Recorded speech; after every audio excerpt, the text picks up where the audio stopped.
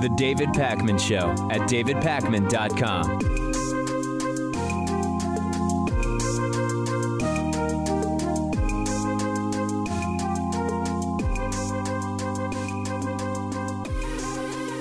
So when Donald Trump was first elected, we had this conversation on the show, which did quite well on YouTube, by the way, I should mention, about whether in the Trump era, the president of the United States is still the so-called leader of the free world. And leader of the free world, it's not really a literal term, but it's the idea of sort of the most important player from Western democracies geopolitically. And typically it's sort of considered that it's the president of the United States. And at the time we said, it already seems like we're seeing a shift, and it seems like the shift is going in the direction of maybe German Chancellor Angela Merkel being the so-called leader of the free world. Again, it's a sort of amorphous discussion because it's not an official title. But increasingly, we've seen the relationships of the United States with our European allies strained. We've seen trade disagreements with our European allies. We've seen the Paris climate deal fiasco with Donald Trump.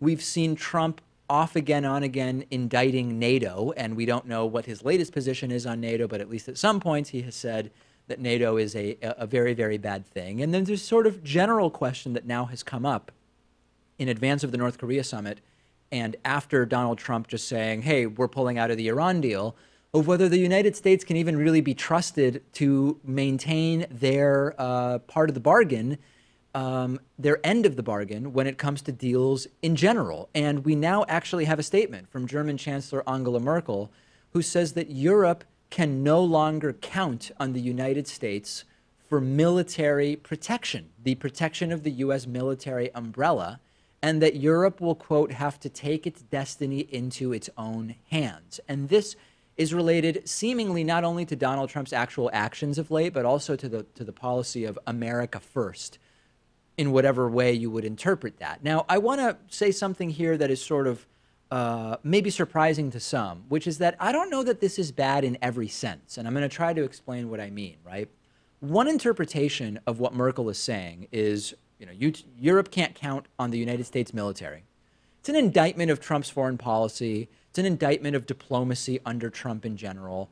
And there's this idea, which is, I think, an accurate one, that the U.S. is an increasingly erratic player. Even though our European alliances go back a long time and were considered to be serious and lasting, European allies can't really trust anymore that the United States is going to be there in shared defense of Europe, whatever may come up. That's true. That's a concern, and it's something I've been talking about a lot, which is if the U.S. can't be counted on to stick to deals and stick with allies, our diplomatic power is very much hurt because other countries can't trust us. And in fact, that plays directly into the Russian strategy, which is, hey, let's cause as much chaos as possible in the diplomatic West.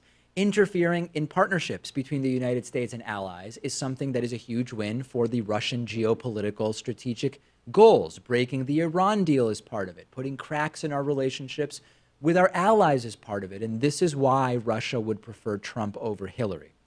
But I want to mention another side to this, which is that in a sense, isn't it good in a way for the expectation of the U.S. as the world's policeman to go away, right? This is not me being an isolationist, but we shouldn't want the world to expect that the United States will come to the rescue at any time. And I want to be clear. If we have an alliance, if we've made a deal, if we're part of NATO, if we're part of the Iran deal, we should stick to the deal. We should hold up our end of the bargain. I'm not cheering bailing on deals. But from the point of view of resisting the military-industrial complex and resisting the idea that the U.S. will spread democracy through military action and everything that sort of came from the Bush, Wolfowitz, Bolton stuff, we shouldn't want there to be an expectation that the United States will come to the rescue of whoever needs rescuing. And that is an indirect, maybe, effect of what Donald Trump is doing. It's not actually relevant to the European alliances, right? The European alliances I am hugely concerned about, but it's something to keep in mind. But Merkel is right, and it's all laid out in Alexander Dugin's 1997 book, Foundations of Geopolitics. This is yet another one of Russia's stated goals when it comes to sowing geopolitical chaos coming to fruition. The rift that is this sort of growing rift or crack, I don't know what other way to say it, between our Western European allies and the United States plays directly into Russian goals. And to the extent that Donald Trump is responsible for that, it's something that we should all be really concerned with. And of course, you'll have people on the right who say, hey, good, it is America first, and that's it, and Trump's doing the right thing and being tough, period. There's a lot there. I just wonder if this is an indictment on our politics, that the two parties are so far apart from each other, because if you have the Democrats who will get us into the Paris Climate Accord and get us into the Iran deal, and then we elect a Republican president, like Trump, or like pretty much any Republican, actually, because they were all against the Iran deal, they were all against the Paris Climate Accord, and we're just going back and forth between those two parties. There's no wonder why Europe and the rest of the world can't count on us. You can't blame them. You can't blame them. And this is what I said a few days ago, which is if you're North Korea about to negotiate with Trump and you see that Trump bailed on the Iran deal, what makes you think that whatever you negotiate with Trump now for a North Korea deal is actually going to be something that sustains? It's very, very dangerous territory to be going into. And Trump is not getting us into that haphazardly or aimlessly. He's deliberately doing it as if it's some kind of good policy. It's very, very scary stuff.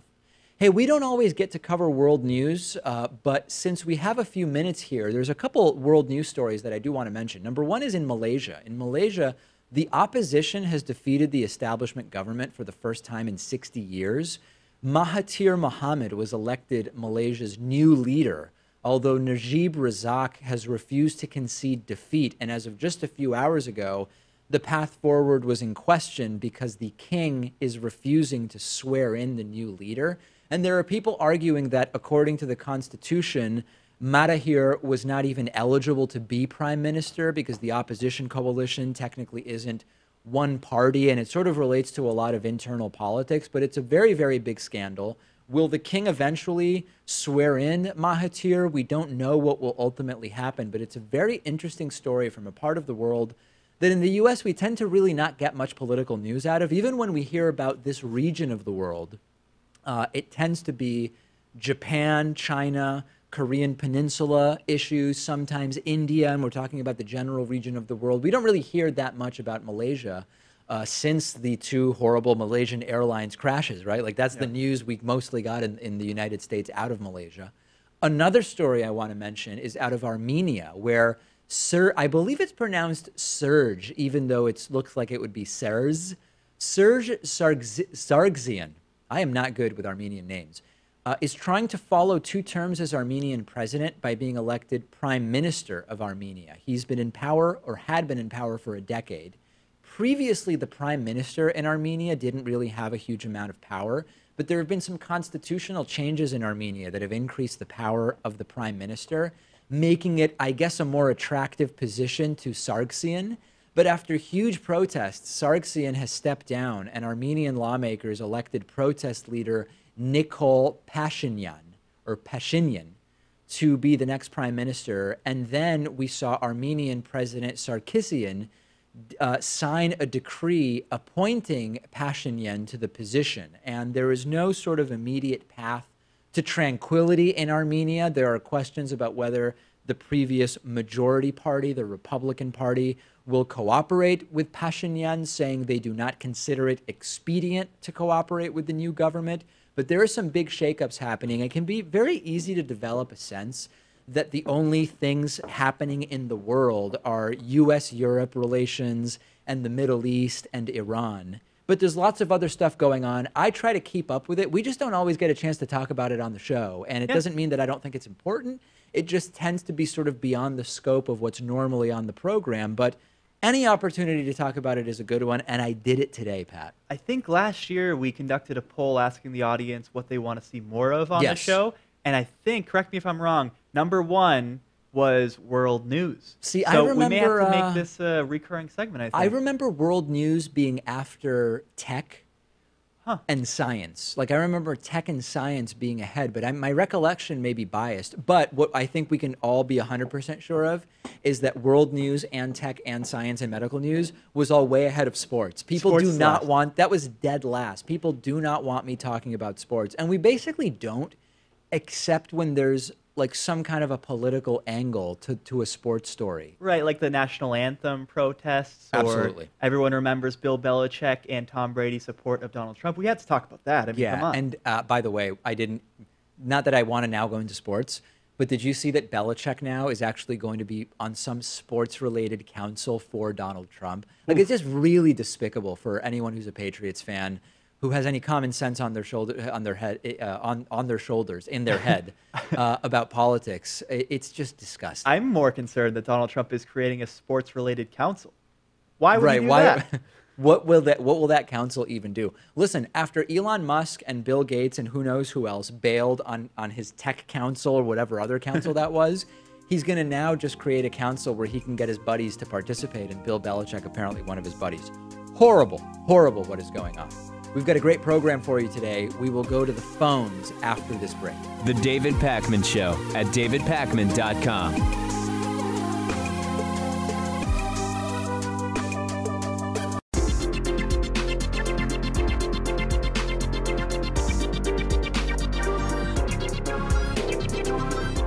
The David Pakman Show at davidpakman.com. Today's new member of the day is Gregory Bowman. Gregory, thank you for supporting our work, signing up at joinpakman.com. I also want to thank Christopher Hamry, who's been with us since 2012, today's sustaining member of the day. Big deal. That really is a long time to be supporting independent media. You can join at joinpakman.com. We've got a coupon code. It's VoteSoon18, which will save you 40%. If you want the discount, you don't have to have it. Let's go to the phones, 617-830-4750. Listen for your area code. We'll start with our caller from the 603 area code, who's been holding on for a while. A caller from 603, go ahead. Hey, how are you, Dave? Good, who's this? Jake. Jake, go ahead. So I have a few kind of questions that kind of span the spectrum. So the first is, do you believe gender is a social construct? Gender, so obviously I don't believe that sex is a social construct. I believe that there are elements of gender that become sort of normalized by cultural norms for sure. But, you know, I feel like just answering the question in the most general sense usually doesn't really clear anything up. Usually when people ask that, they have sort of like a more specific question they're driving at. Sure. Yeah, I mean, the way I asked it in such a vague way was kind of for that reason specifically. It seems to be in certain circles in the left there is no debate. So I was curious what you thought about it. I guess my next question would be: have you ever heard of John McWhorter? No, I have not. Okay, I would suggest looking him up. He's an intellectual. He's consistently on a podcast with a guy named Glenn Lowry, and they have quite a lot to say on the issues. I think that you would be quite interested in. All right. So, I have no idea what their views are. I might find their views deplorable or interesting. I couldn't comment. I think that you would actually find their views quite understandable, and that's kind of why I'm suggesting them to you. John McWhorter, his last name is spelled McWhorter. McWhorter. I highly recommend you look him up. He's a very smart person. He's taught at, I think, Harvard and Brown. Glenn Lowry is a professor at Brown. So they're not deplorable by any stretch of the imagination. My next question is, have you ever heard of the Global Terrorism Index, and do you think it's reliable or a good resource? I have heard of it. I couldn't tell you offhand what organizations are involved, so I would not be able to speak to its reliability offhand. Well, it is a product of the University of Maryland. I don't know if you've ever, so it's kind of an academic-rooted group, but they actually, they have statistics, and I've never actually heard them debated, but, you know, I'm curious to see someone like yourself, what you would think about it. All right, Jake, I will check it out. I think 3 questions is probably good for today. Thank you so much. I do appreciate the call.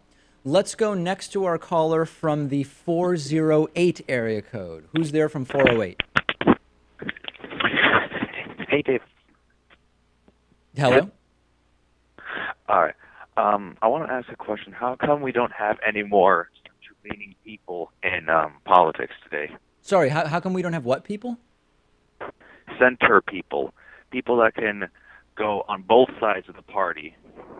Yeah, I mean, mostly it's because of, I would between- argue it's because of how politics are financed, right? So increasingly, as the general population moderates and really moves to the left on a lot of issues, you still have a lot of the money being raised from, number one, interest groups that tend to not have the most moderate positions, and you have money raised from people with more extreme positions. So like, even though, for example, gay marriage is a settled issue legally where you can't have bans on gay marriage at the state level anymore, you still have a lot of money raised by sort of placating the extreme religious right groups for whom it still is an issue, even though legally it's resolved.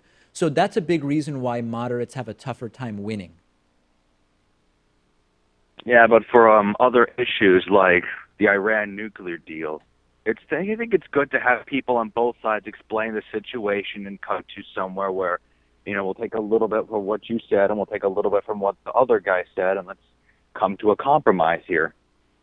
Yeah, that's interesting, but I do want to just mention that there's this idea that if you just kind of average the position of the left and the position of the right on any issue, that what you get in the middle is sort of acceptable and reasonable. Oftentimes, the facts are not just in the middle of the left and right-wing position, right? So at its core, I think it's important not to fall into that logical fallacy that if you just take an extreme view on a homophobic view from the right, and a pro-gay rights view from the left and average it, and you'll come out with something that's like slightly homophobic, so then everybody's happy.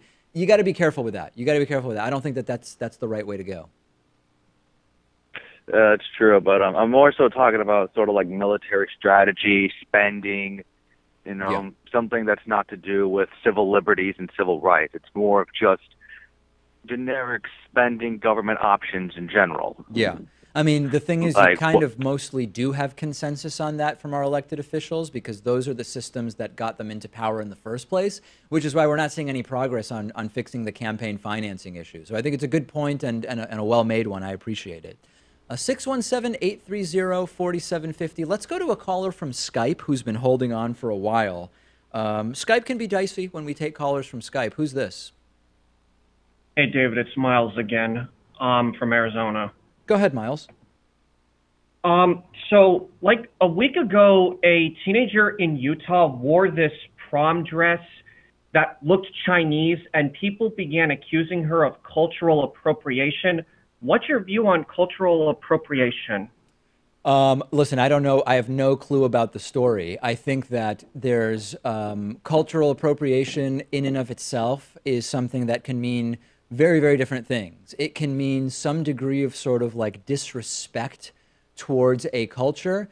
It can also just be something entering popular culture that has an origin that is in one place versus a different place. I remember we did a story about a white guy who had dreadlocks being attacked on some California college campus for cultural appropriation by someone who was black, and then it was pointed out that actually the black community sort of appropriated the idea of dreadlocks from some other community, and that you don't hear about that. I think the entire concept of making attacking cultural appropriation a pillar of any political movement is dangerous. I think that we should all be willing to explore ways in which we might be disrespectful to someone's culture, but as a point of policy, I would not be someone who makes fighting cultural appropriation a pillar of any platform I'd advocate for.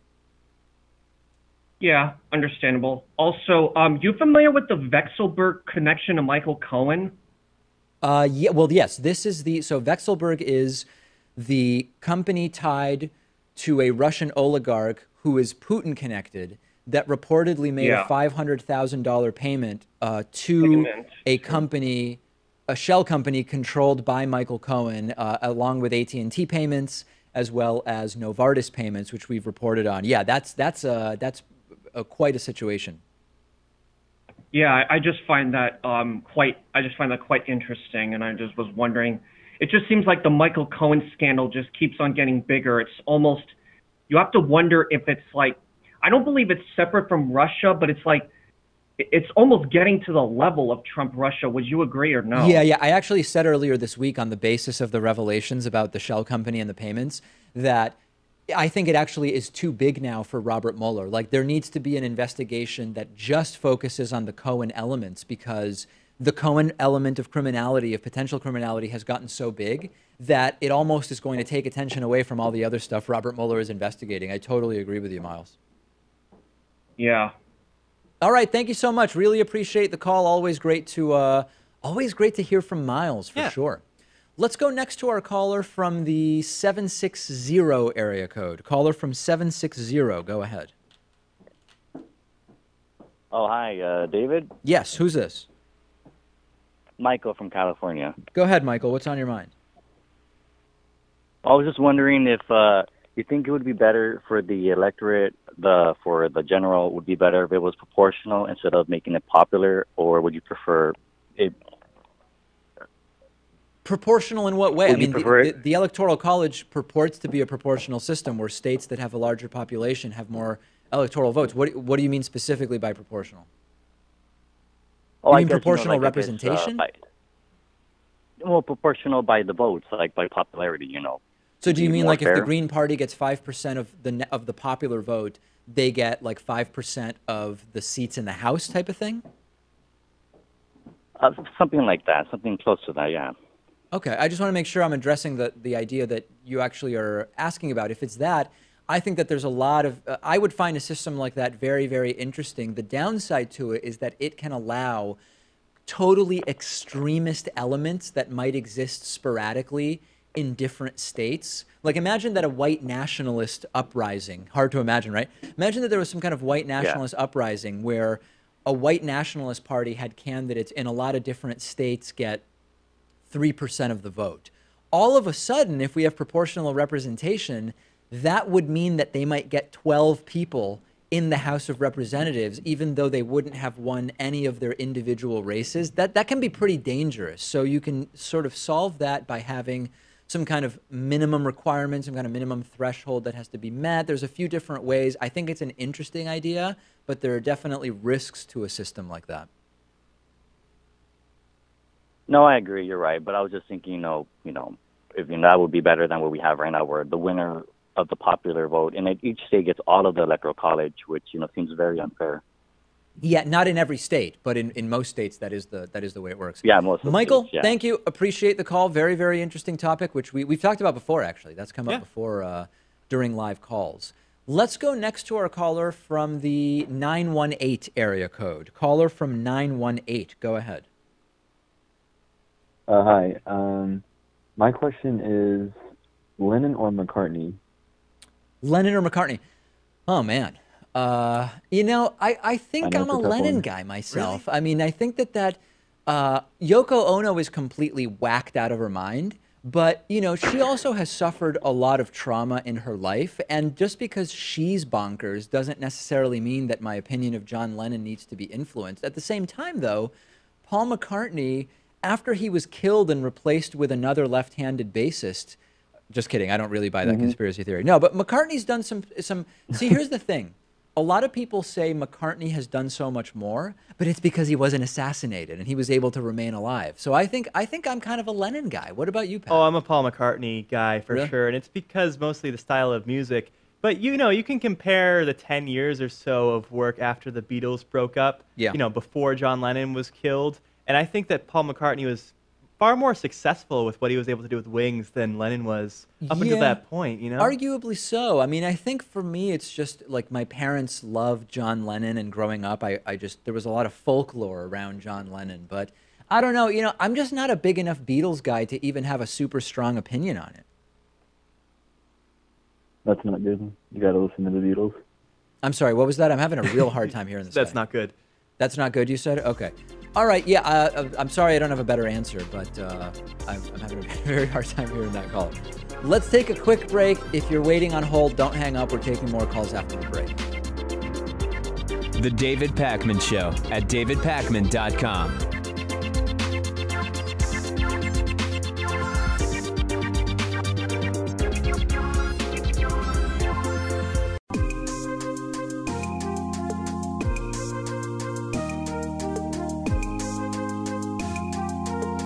Welcome back to the David Pakman Show.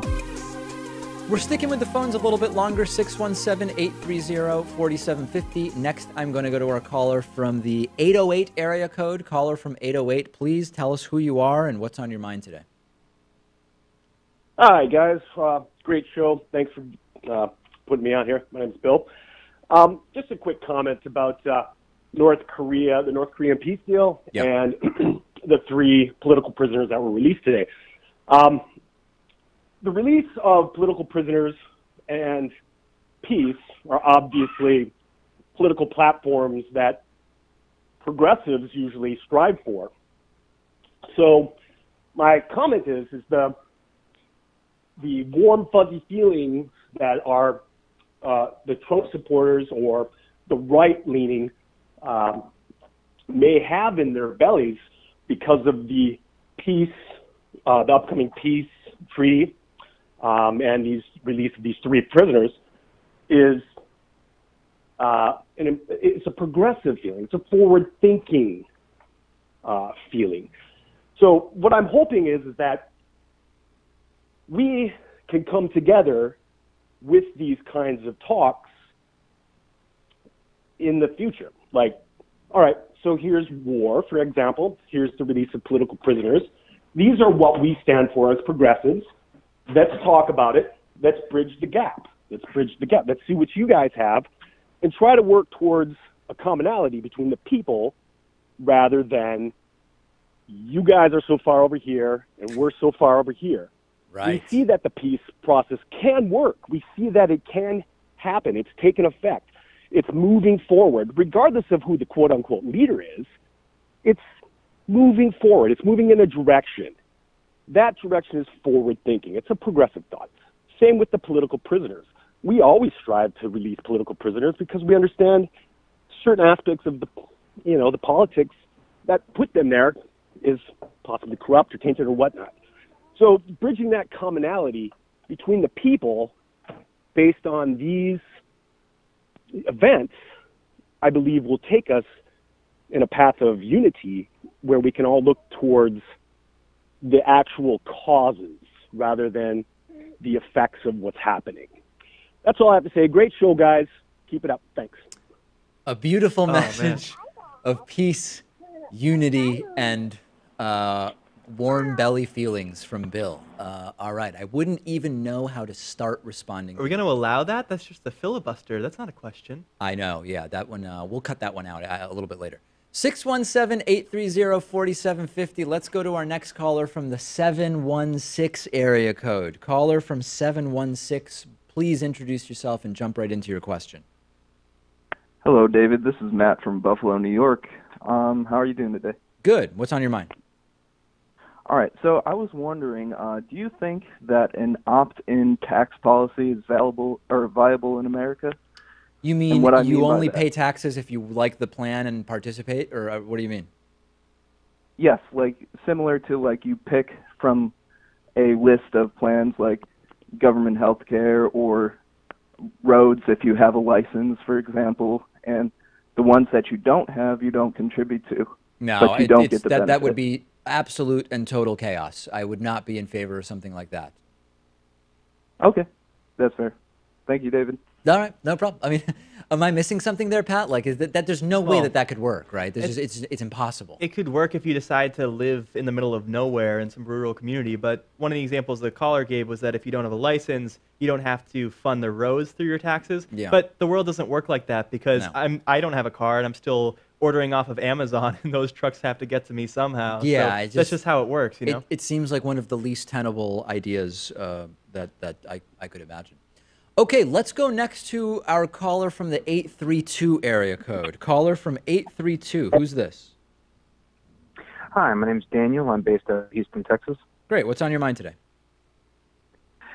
What do you see to be the most drastic changes the Democratic Party has made since 2016, and what do you see as necessary changes for the future moving forward? Since 2016? I mean, I don't know. I don't know that I could tell you anything that they've necessarily changed. I mean, I guess they've decided that rigging the primary wasn't a good idea. I don't even know that that's true. Like, I'm not. Have they made any changes since 2016?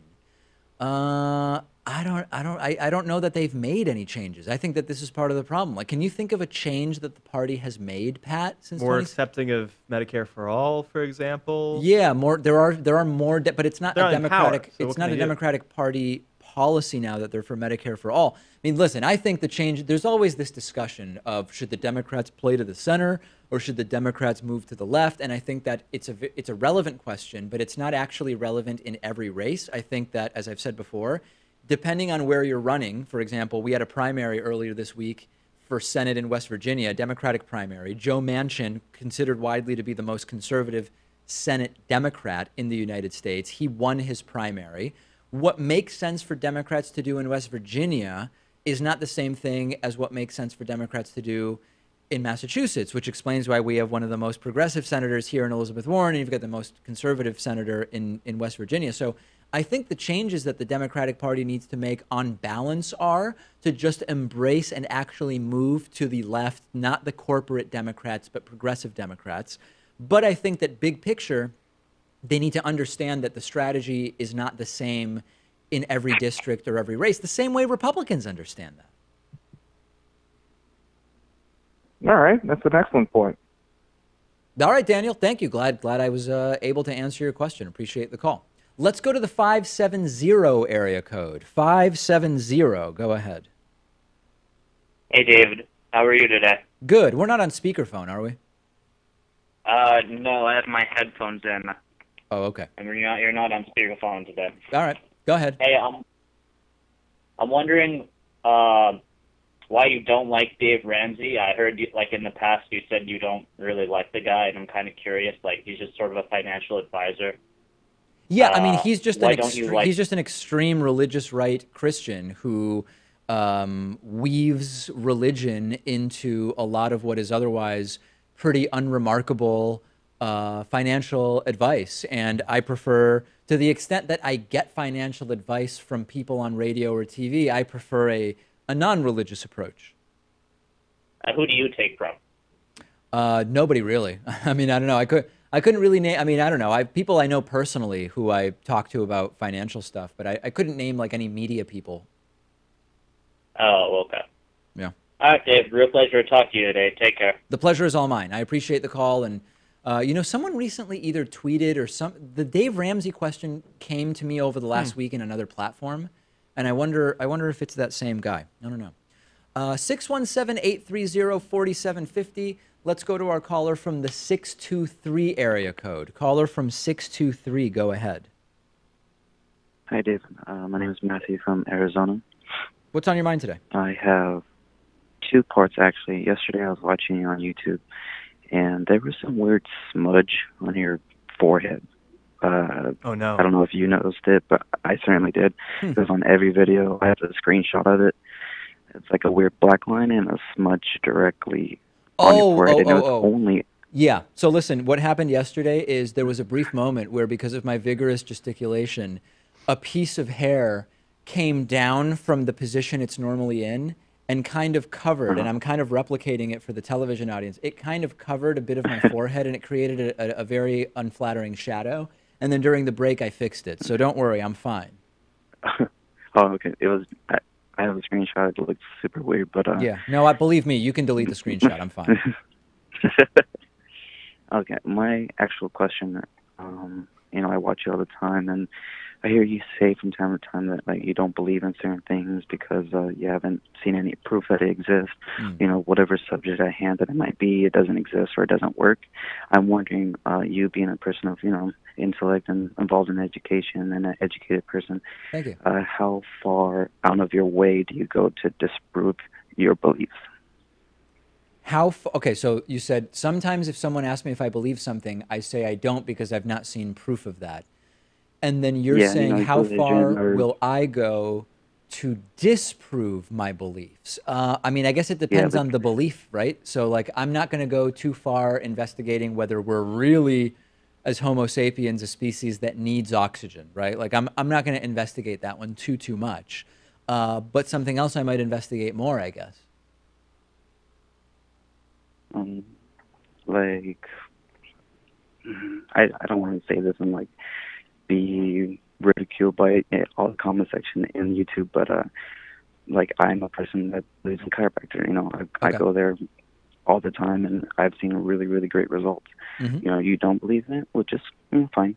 I have friends that don't believe in it as well, but like, you know, I'm just wondering, like, you know, that could be a subject, but I'm wondering, like, do you go as far as, I don't know, talking to somebody? I've seen interviews with, like, exorcists, but I don't know. Yeah. So if the question is, have I interviewed chiropractors? I have not. But chiropractic arts, sciences, I don't know what to call it. Chiropractic is something I, over the last 10 years, have actually researched quite a bit. I've looked at, to the extent that we have peer-reviewed science on it, I've looked at that. So, like, just since you picked chiropractic, that is actually one that was of genuine interest to me. And I have a lot of people in my family that are part of the medical community. And so that one was of interest to me pretty early on, and I've researched both sides of that one quite a bit. Okay. That sounds great. All right. Very good. Well, thank you. Thank you. Appreciate the question. Let's, I think we have time for one more caller. So we're going back to 717, who wasn't there before. 717 seems to really want to get on, so I'm hoping this time we'll be able to hear 717. Go ahead. Hey, can you hear me? We can. Who's this? Okay, yes, this is Logan. How are you? Good. Go ahead, Logan. Hey, so my question is... Oh, no, Logan, right when you got to the question, you're now in the background. It sounds like maybe you've got a bad Bluetooth set up. Hello? Or God forbid. Now you're back. Okay. Hello.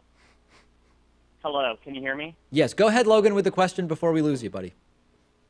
Yes, so candidates like Don Blankenship, the neo-Nazi from California, do you believe that the media vilifying these people is giving them free press? Now, thankfully, as you saw on Tuesday, Don Blankenship lost and was demolished, but candidates like Roy Moore almost won. Donald Trump definitely won. So do you believe that the media is somehow culpable for this? Well, listen, here's the thing. Anytime any extremist is given any airtime of any kind, you will get an argument from some that say you're giving them a platform. If you didn't give them a platform, they would just go away. I think history tells us that not giving them a platform actually allows these ideas to, use whatever word you want, fester or ferment or build power or whatever. And that, you know, the number of people, if you put a white supremacist on TV responsibly, right, not as giving them 5 minutes to do a monologue that's unchallenged, but if you put a white supremacist on TV responsibly with a host or interviewer who's prepared to engage them on the merits of their ideas, whatever number of people might be turned to white supremacy by seeing that interview will be outdone, I believe, by the number of people who will be made aware of the danger that these people exist and will be more vigilant and ensure, to the extent that they can, that those ideas don't become mainstream. So I understand the point you're making, but I don't think in the net it actually works out that way. All right, I think he said thank you, but I think Logan might have the worst connection of today. That does it for calls. Thanks to everybody that called in. We will take calls again. The David Pakman Show at davidpakman.com.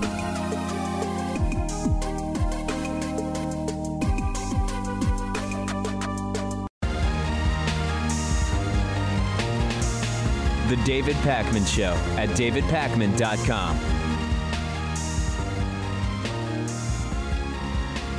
Let's jump into audience questions for the week. First question, hey David, why doesn't the press just call out Sarah Huckabee Sanders on her lies in press conferences? Is it because they're afraid they will ban the press from press conferences?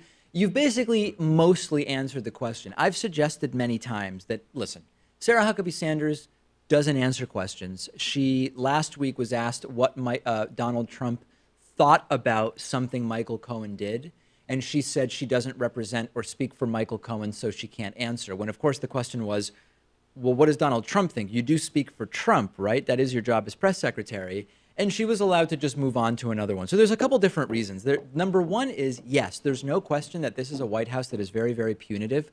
And if you start to become a problem more than just the level of being argumentative that they sort of expect and are willing to tolerate. Like, if you become so obstinate that you will repeat the same question the last person asked until it's answered, you do risk losing access. And this also relates to why sometimes on corporate media, you will not get the confrontations that you sometimes see in other countries where it's expected that news reporters and journalists are going to be tougher on elected officials, because here they're afraid of losing access. And that was part of why, you know, as Cenk Uygur told us when he decided to leave MSNBC, he believed he was being told, you've got to be less hard on the Obama administration, because partially they don't want to lose access, right? They want to be able to keep interviewing those people. So I think that that is a big, big part of it. Especially when you deal with the White House press corps, too, because it seems like there are two layers of access. Yeah. One is getting in the room. The other one is getting called on. And, you know, usually the legacy outlets like CNN, the AP, they'll always get their questions answered. But some of the more fringe ones, they're trying to, you know, be a part of like the upcoming news media. They're most and at risk. They may not get called on. Yeah. So I think that the fear of losing access is part of it. There is another thing, which is, remember under Sean Spicer, when at a certain point it just got really bad, like maybe it was during the height of his laughably comical lies, there was a point where he started doing off-camera, audio-only press briefings in his office with just hand-picked people, and not even everybody in the press corps was told about it. They also might end up not just personally losing access, but almost making it so that they're destroying the concept of the White House press briefing, and instead Sarah Huckabee Sanders will hand-pick some people and just brief them in her office, which is a form of losing access, but it's actually even worse. It's not only that you lose access, it's that they stop even communicating as if it were even transparently, but at least in front of a camera. So I have many times said, if everybody does it and then they just stop doing briefings, it will be a real problem for them, and you will have free speech concerned individuals, even those on the right, say, this isn't right.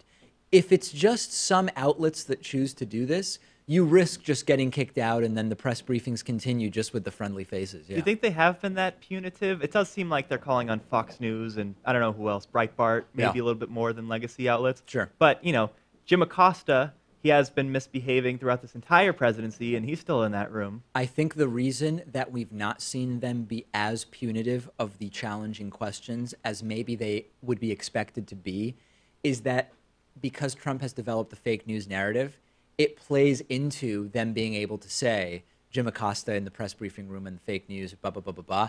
They're able to use it slightly to their advantage. Right. If it changes into simply repeating the question because it's not getting answered, that's harder to just say it's all fake news when people are just saying, hey, listen, you're not answering the question. Next question today is from Roxy. Roxy says, have you ever considered a format change for the show, like possibly to full show interviews? I think it would be great. Not only have we considered it, we've done it. We actually did it about 8 months ago. We took two shows separated by a couple of weeks. One was a full-hour interview with Dave Rubin, where we discussed such interesting topics as classical liberalism and what that means to him, as well as social welfare programs, taxation, healthcare. There were a lot of interesting topics discussed during the hour. We talked about the ideas. We talked about, it was really, we engaged in a battle of ideas, or at least we engaged in a battle of ideas within the free marketplace. Around the battle of ideas. Something like that. Or something like that, yeah. I also interviewed Peter Boghossian, and I think it went well. Most people tended to like the concept, but not so much the particular guests we chose. So I'm really willing to go back and try the full-hour interview again. Some people have increasingly, including on the subreddit, been saying, David, have you thought about switching over to just being an interview show? Like you just do an hour interview and you don't do any more of the daily stories. I'm willing to consider anything. I like doing interviews and I like talking about the daily news. We built the show on discussing the daily news. So the problem is we wouldn't lose our entire audience, obviously, but we would lose a lot of people that want to get the daily updates on the news. So the mix is good, I think. You know, it's a mix right now. Are. There are interviews if you want them, and there's news. I think it would be very risky for the show to say we are now just an interview show. Yeah, and I like the hour-long interviews. It's just hard to find the right topics because the show goes out on YouTube. It also goes out on broadcast television and radio. So sometimes it's hard to find a guest that everyone is at least somewhat familiar with. And that's like the problem we've been running into. Yeah, it's really a guest choice issue. But the idea I floated about 8 months ago was, what if one day a week we did, instead of the normal news wrap-up and analysis, we do an hour interview, and then we do 3 political, like our normal political stories on our bonus show. And it might mix up the format and maybe also drive membership. I don't know. That was sort of the idea. And we just haven't done it because we have had a lot of other stuff going on. I'm totally willing. I'd be willing to hear from the audience about it. Yeah, we got to hear suggestions. Who should we interview? I mean, I think that's a big question. That's a thing that happened at the time, which was people really did not agree as to who is worthy of an hour interview. That was a big topic of contention. But Roxy, yes, I do think about it. And sometimes I just daydream about what if I did a complete format change? What if this became Tech TV, where I review tablets? I think a lot of these ideas are only daydreams because they would immediately torpedo the show. But the hour interview is something that I keep going back to.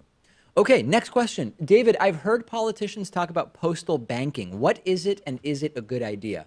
Well, postal banking is the ability to do banking services at the United States Postal Service. There's already some pseudo banking services at the post office. Like, for example, being able to get money orders, right? People can go to a bank and get a cashier's check or a bank check. Some banks, I guess, have money orders, but the money order typically is either from a for-profit company like a Western Union, or you go to your post office, and I think it's like $1, and you can get a money order. And this is a good way for people who have cash but need to make a payment where cash is not accepted to convert cash into another form of payment. So I think it's a really great thing that the post office offers money orders.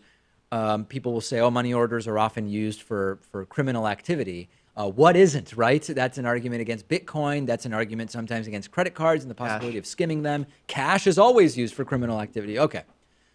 Postal banking would be more, which is that you can even have an account, like a checking account, that is administered through the post office. And depending on where you live, you might have very limited or no banks in your neighborhood, but because there are ubiquitous post offices, and with the exception of like the very rural areas where you might have to drive really far to get to a bank or post office, there can be urban areas, for example, that have very few banks, but they do have a post office. So wouldn't it be great if you could get more people on the record within the banking world by allowing postal banking? And the bank lobby is hugely against this. You've got a huge bank lobby that is saying that you've got to go and you have to prevent them from doing this because it's going to take away from the integrity of the bank services that they can provide.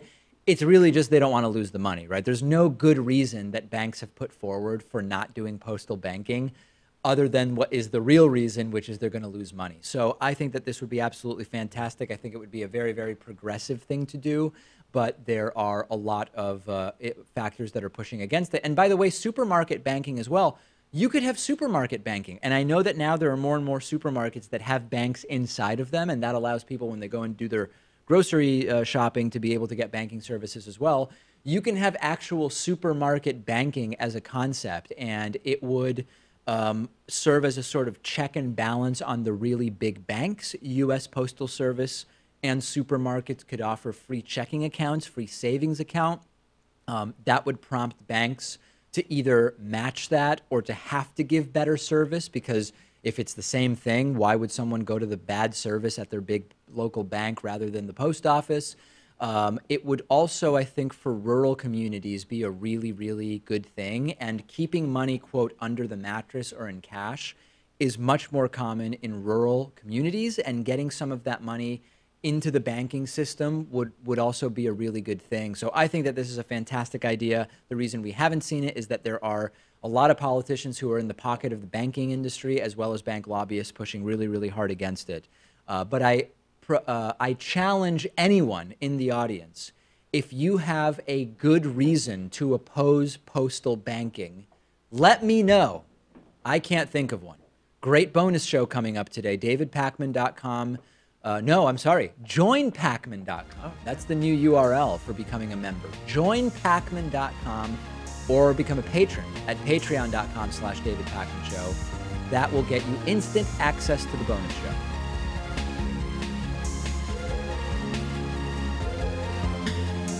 The David Pakman Show at davidpakman.com.